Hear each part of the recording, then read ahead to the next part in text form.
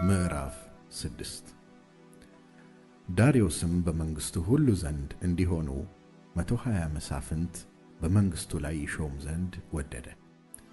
መሳፍንቱም ሂሳቡን ያመጡላቸው ዘንድ ንጉሡም እንዳይጎዳ 3 አለቆች በላያቸው አደረገ። ከእነርሱም አንደኛው ዳንኤል ነበር። ዳንኤልም መልካም መንፈስ ስላለው ከአለቆችና ከመሳፍንት በለጠ። ንጉሡም በመንግሥቱ ሁሉ ላይ ይሾመው ዘንድ አሰበ።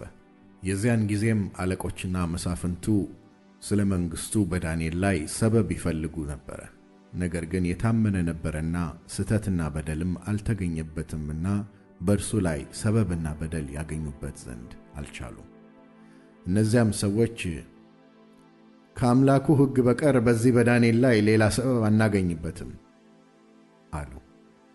የዚያን ጊዜም አለቆቹና መሳፍንቱ ወደ ንጉሡ ተሰብስበው እንዲህ አሉት፣ ንጉሡ ዳርዮስ ሆይ 1000 ዓመት ንገሥ።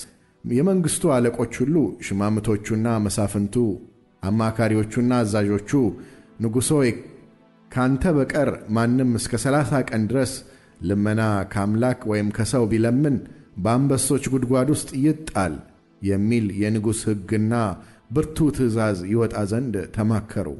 አሁንም ንጉሥ ሆይ እንደማይለወጠው እንደ ሜዶንና እንደ ፋርስ ሕግ እንዳይለወጥ ትእዛዙን አጽና፣ ጽሕፈቱንም ጻፍ። ንጉሡም ዳርዮስ ጽሕፈቱንና ትእዛዙን ጻፈ። ዳንኤልም ጽሕፈቱ እንደ ተጻፈ ባወቀ ጊዜ ወደ ቤቱ ገባ። የእልፍኙም መስኮቶች ወደ ኢየሩሳሌም አንጻር ተከፍተው ነበር። ቀድሞም ያደርግ እንደነበረ በየዕለቱ 3 ጊዜ በጉልበቱ ተንበርክኮ በአምላኩ ፊት ጸለየ፣ አመሰገነም። እነዚያም ሰዎች ተሰብስበው ዳንኤል በአምላኩ ፊት ሲጸልይና ሲለምን አገኙት። ወደ ንጉሡም ቀርበው ስለ ንጉሡ ትእዛዝ፣ ንጉሥ ሆይ ካንተ በቀር እስከ 30 ቀን ድረስ ከአምላክ ወይም ከሰው የሚለምን ሁሉ በአንበሶች ጉድጓድ ውስጥ እንዲጣል ትእዛዝ አልጻፍክምን? አሉት። ንጉሡም መልሶ ነገሩ እንደማይለወጠው እንደ ሜዶንና እንደ ፋርስ ሕግ እውነት ነው አላቸው። የዚያን ጊዜም በንጉሡ ፊት መልሰው፣ ንጉሥ ሆይ ከይሁዳ ምርኮኞች የሆነው ዳንኤል በየዕለቱ 3 ጊዜ ልመናውን ይለምናል እንጂ አንተንና የጻፍከውን ትእዛዝ አይቀበልም አሉት። ንጉሡም ይህን ቃል በሰማ ጊዜ በጣም አዘነ፣ ያድነውም ዘንድ ልቡን ወደ ዳንኤል አደረገ። ሊያድነውም ፀሐይ እስኪገባ ድረስ ደከመ። የዚያን ጊዜም እነዚያ ሰዎች ወደ ንጉሡ ተሰብስበው ንጉሡን፣ ንጉሥ ሆይ ንጉሡ ያጸናው ትእዛዝ ወይም ሥርዓት ይለወጥ ዘንድ እንዳይገባው የሜዶንና የፋርስ ሕግ እንደሆነ እወቅ አሉት። የዚያን ጊዜም ንጉሡ አዘዘ፣ ዳንኤልንም አምጥተው በአንበሶች ጉድጓድ ጣሉት። ንጉሡም ተናገረ፣ ዳንኤልንም ሁልጊዜ የምታመልከው አምላክህ እርሱ ያድንህ አለው። ድንጋይም አምጥተው በጉድጓዱ አፍ ላይ ገጠሙበት።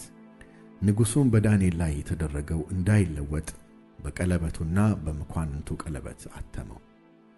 ንጉሡም ወደ ቤቱ ሄደ፣ ሳይበላም አደረ። መብልም አላመጡለትም፣ እንቅልፉም ከእርሱ ራቀ።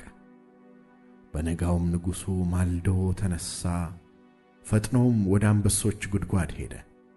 ወደ ጉድጓዱም ወደ ዳንኤል በቀረበ ጊዜ በሐዘን ቃል ጠራው።